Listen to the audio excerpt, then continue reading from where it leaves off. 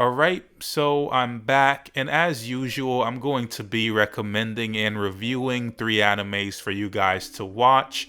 I try to switch up the genres here and there, just in case you're into different types of animes. And yeah, without further ado, let's get on with the video, but before that, please remember to like and subscribe. The first anime I'm going to recommend is Shiki. Shiki is a slow-building horror story set in a quiet, isolated village where life is peaceful and uneventful until the first episode introduces a series of strange and unsettling deaths that begin to disrupt that calm. The story initially follows multiple characters, a cynical teenager who feels out of place in the countryside, and a young girl who dreams of escaping village life for something more exciting. Megumi, who's the girl who dreams of escaping the village, becomes fascinated with a mysterious European-style mansion that suddenly appears on a hill overlooking the village, and it's inhabited by an unknown family who keeps to themselves and gives off this really eerie vibe. Not long after, she goes missing and is later found dead under unclear circumstances, marking the beginning of a pattern. As more villagers start falling ill and dying, they begin to investigate, noticing the deaths don't follow any normal medical explanation, and at the same time, rumors and fear quietly spread among the residents, while subtle hints suggest that something unnatural may be responsible. This whole series really has this unsettling atmosphere with like really empty streets and just this eerie feeling throughout the whole thing.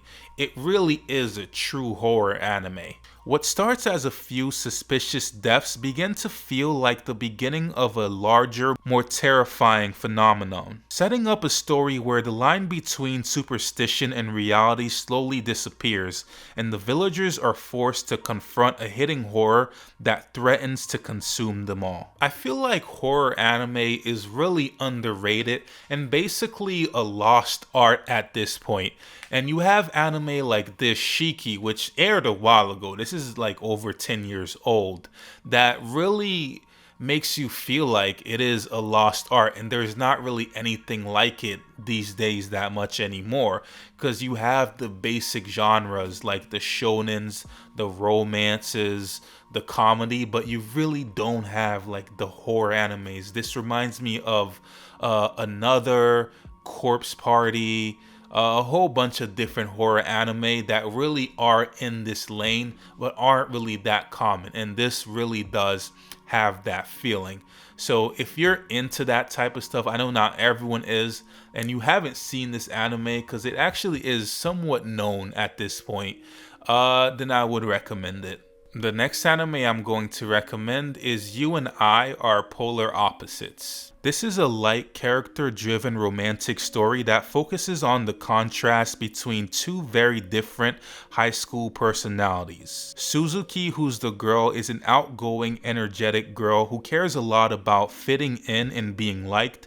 And then you have Tani, who's a quiet, blunt, and socially awkward boy who says exactly what's on his mind without worrying about how others perceive him. So right off the bat, you might notice that the title of this series basically just flat out tells you what it's really mainly about. These two characters are not similar whatsoever. They are very different, and that's what really makes this entertaining.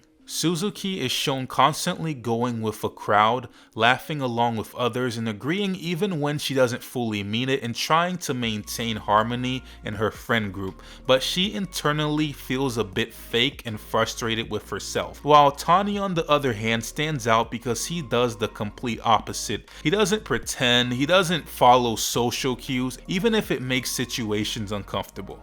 Within the first episode, you can clearly see that Suzuki already has feelings for Tani, and it's not like one of those things where it takes forever for the romance to build. It actually pretty much starts happening within the very first episode, within the very first 2 episodes, I would say. So that's probably the really good thing about this anime, is that yes, they do actually date. It's not one of those things where the entire, like, Rent a Girlfriend, for instance. Yeah, that anime. If you've seen it, you know what I'm talking about. It's not like that at all. This actually has a legitimate dynamic between them, and that's probably why it's so popular. It actually just finished airing recently, and it is really, really highly rated. It has a 4.9 on Crunchyroll, and I can see why. It's because they actually focus on the relationship and there is progress. And you know what? Yeah, people really do like that. That does actually work. So maybe some other anime need to get the hint that this is what they need to do or go in the direction of. Because yeah, this has really gone off the charts in terms of like romance comedy, that is. And it is being really liked.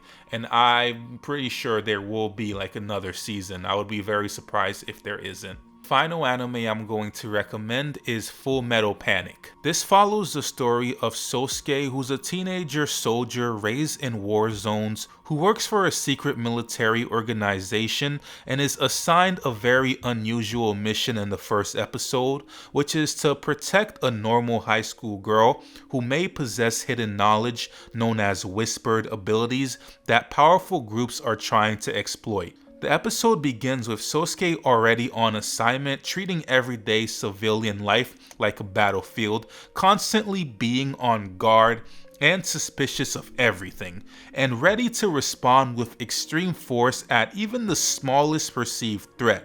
When he transfers into the school undercover as a student, his complete lack of social awareness immediately stands out, and he interprets normal situations like lockers, classmates, and even casual conversations as potential danger. This is a really, really funny dynamic, and when I watched this anime, I really felt like it was the strong point. It's just how these normal situations were just turned into these very like serious things, and I just really liked that. It was funny to me, and it leads to these very absurd, over the top reactions. As Sosuke tries to blend in, Kaname, who's the girl I mentioned earlier, becomes increasingly annoyed and suspicious of his strange behavior, especially as he repeatedly causes chaos in the name of protecting her from threats that don't actually exist. But that's what she thinks, because there is actually real danger and enemy forces are watching her throughout this whole thing. I watched this anime a long time ago,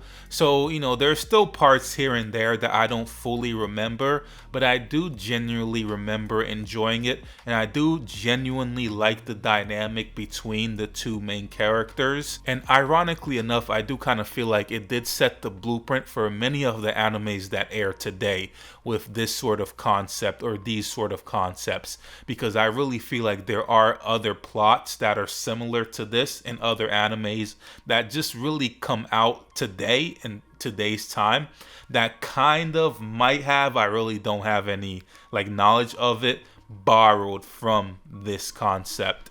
So yeah, I would recommend Full Metal Panic. And that's pretty much it for this video, guys. Remember to like and subscribe. Thanks for watching. Lights are lit and they're sweat on your